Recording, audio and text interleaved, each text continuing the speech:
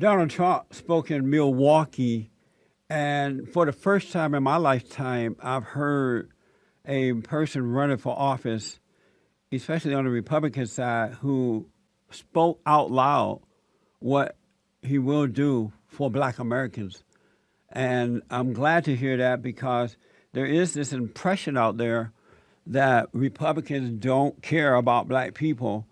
And it's not true. It's just that Republicans normally offer the same thing to Black people that they do to the rest of the country, and that is freedom, individual rights, the Constitution, the right to be broke or poor, safety. They offer them job opportunities, the same thing they offer any other American. Here's the first soundbite. This is from Right Side Broadcasting. Trump speaks in Milwaukee to African Americans. I'm asking for the vote of every African American citizen struggling in our country today who wants a different and much better future. It's time for our society to address some honest and very, very difficult truths. The Democratic Party has failed and betrayed the African American community. Democratic crime policies, education policies, and economic policies have produced only more crime, more broken homes, and more poverty. The African American community has been taken for granted for decades by the Democratic Party, and look how they're doing. It's time to break with the failures of the past. I want to offer Americans a new and much better future. It's time for rule by the people, not rule for the special interests which we have right now. To every voter in Milwaukee, to every voter living in the inner city, or every forgotten stretch of our society, I'm running to offer you a much better future, a much better job.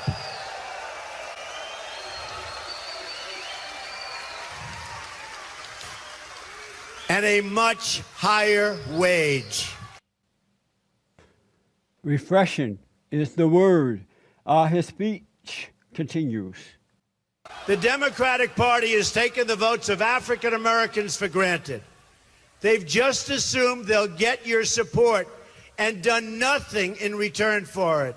They've taken advantage of the African American citizen.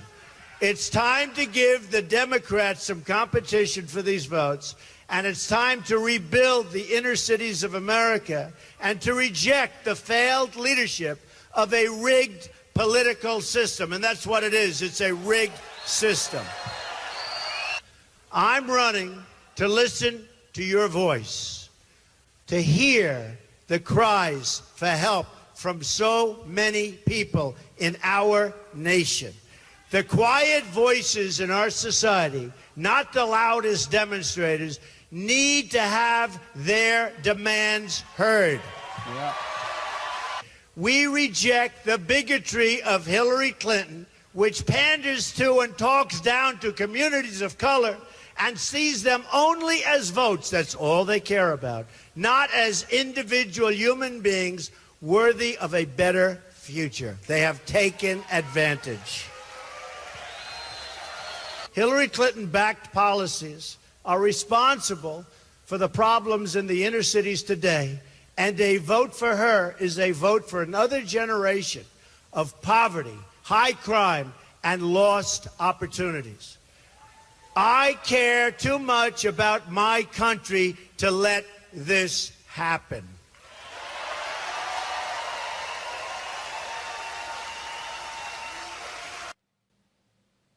Believe me, folks, there are Black Americans with families.